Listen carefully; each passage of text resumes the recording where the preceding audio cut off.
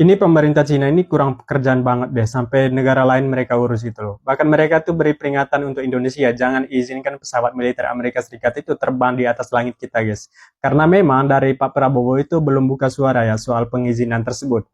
Bahkan dari Menteri Pertahanan juga udah buka suara kalau memang itu belum final. Tapi mungkin kedepannya diizinkan oleh Indonesia. Karena kita lihat sendiri lah, Amerika sama Indonesia sekarang tuh sahabat banget gitu loh.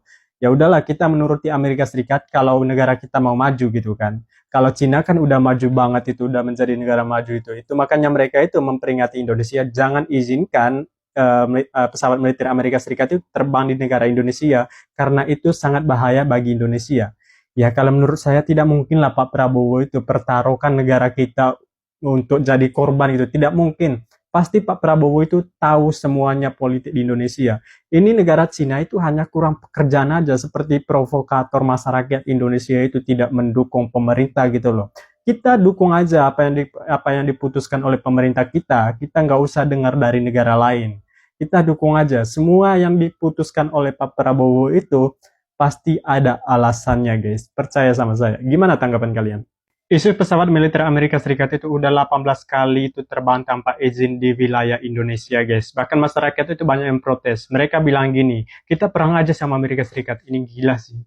Ini Pak Prabowo aja diam aja loh. Kenapa diam? Karena dia itu mengikuti arahan dari Presiden Amerika Serikat. Kita harus menuruti Amerika Serikat, guys. Kalau tidak menuruti Amerika Serikat, ya seperti Iran nanti jadinya, mata uang kita lemah, negara hancur gitu loh. Kita harus menuruti mereka. Mereka itu negara maju. Semua negara itu menuruti Amerika Serikat. Negara maju aja menuruti Amerika Serikat gitu loh. Cina, Rusia itu menuruti Amerika semua itu. Kalau Indonesia tidak menuruti Amerika Serikat, ya gimana negara mau maju kita? Intinya kita itu kalau mau maju itu mendukung Amerika dan juga Israel. Itu makanya Pak Prabowo gabung di Dewan Perdamaian yang dibentuk oleh Presiden Donald Trump, Presiden Amerika Serikat.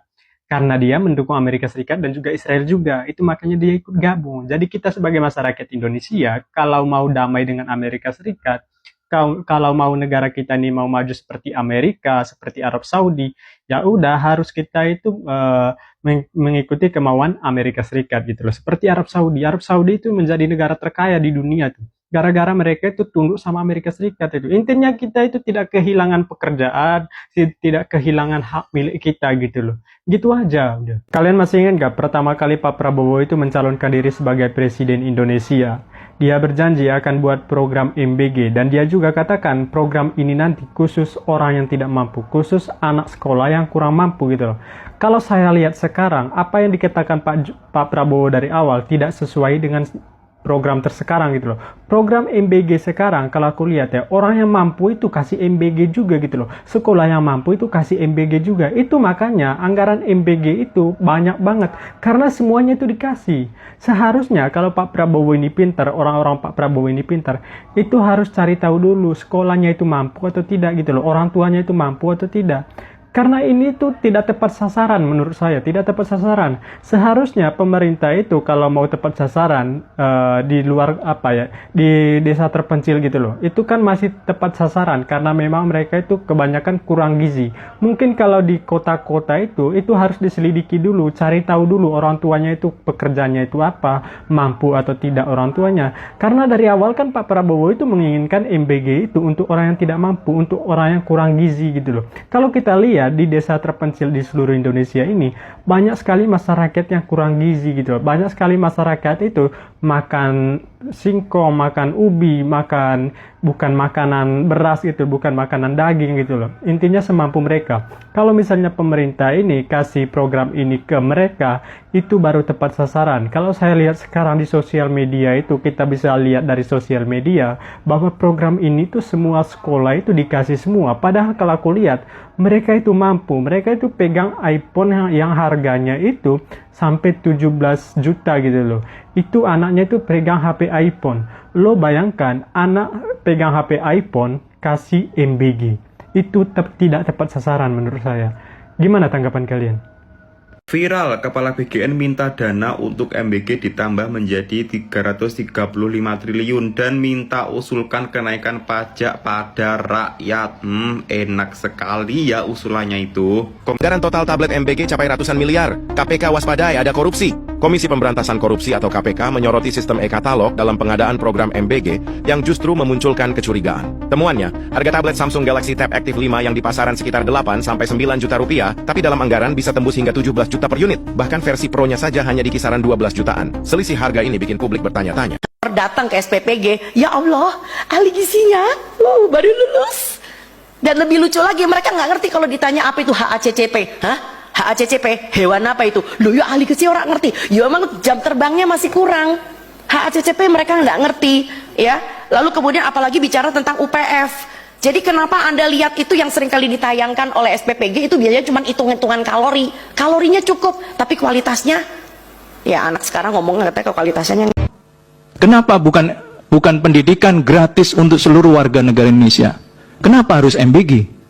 Kenapa MBG menguras sumber daya ekonomi, anggaran terutama, yang tidak pernah dialokasikan untuk pendidikan gratis? Bahkan banyak orang tua mengeluh, nggak bisa bayar sekolah.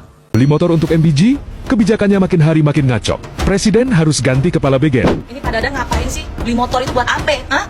Menurut saya kagak ada urgensinya itu beli motor. Kalau kata Bapak untuk menjangkau daerah-daerah terpencil, Bapak nggak semua SPPG itu perlu. Lagian kalaupun butuh untuk menjangkau daerah terpencil, biarin aja SPPD yang membutuhkan itu yang beli sendiri. Ngapain dibeliin? Ini Bapak nggak ngerti skala prioritas apa gimana? Saya ini mendukung penuh program MBG, tapi nggak buat beli motor. Bapak ini harusnya paham apa yang paling harus dibenerin dari program MBG itu. Bapak sebagai kepala BGN harusnya nih ya, pastikan dulu nih semua dapur-dapur itu memberikan makanan yang sehat, aman, bergizi, sesuai porsi, sesuai anggaran. Itu dulu Pak, pastiin semua dapur itu bisa seperti itu. Ini mohon maaf Bapak Presiden yang terhormat, ini Bapak kepala BGN ini kalau emang nggak bisa kerja, ganti aja Pak. Ini ngaco nih dari kemarin, satu sapi, satu SPPG, mana? Ha? Jauh-jauh hari kita sudah diperingati oleh Bapak Presiden kita Prabowo Subianto. Kurangnya pendidikan adalah jalan menuju negara gagal. Ingat ya, menuju negara gagal. Tapi kita lihat deretan lembaga di Indonesia dengan anggaran terbesar tahun 2026. Yang terbesar itu Badan Gizi Nasional. Yang paling kecil adalah Kemendikdasmen. Kemendikdistek tuh, Kementerian Pendidikan di bawah. Berarti yang ingin menuju negara gagal adalah Pak Prabowo. Kenapa? Karena tujuannya bukan mencerdaskan masyarakat, bukan pendidikan, tapi perut. Badan Gizi Nasional yang nggak gizi-gizi amat, yang diutamain motor, tabs, kaos kaki, enggak. Itu yang diutamain, nggak gizi-gizi amat. Berarti Pak Prabowo pengen negara kita gagal, menurut saya. Enak amat sih jadi pejabat, harga kamar hotel seskap Teddy rayakan ulang tahun, ya termurahnya aja tuh, ini termurah 199 juta per malam. Waduh, duit siapa tuh? Duit rakyat. Uang siapa tuh? Uang rakyat? Apa uang pribadi? Masa sih mampu? Kan lagi kunjungan kenegaraan, pasti pakai duit rakyat. Mewah banget ulang tahunnya, Bung Teddy. Halo, gimana nih rakyat Indonesia? Ikhlas nggak tuh? Uang kalian dipakai happy birthday-nya Bung Teddy seharga 199 juta per malam. Ikhlas nggak? Dodol.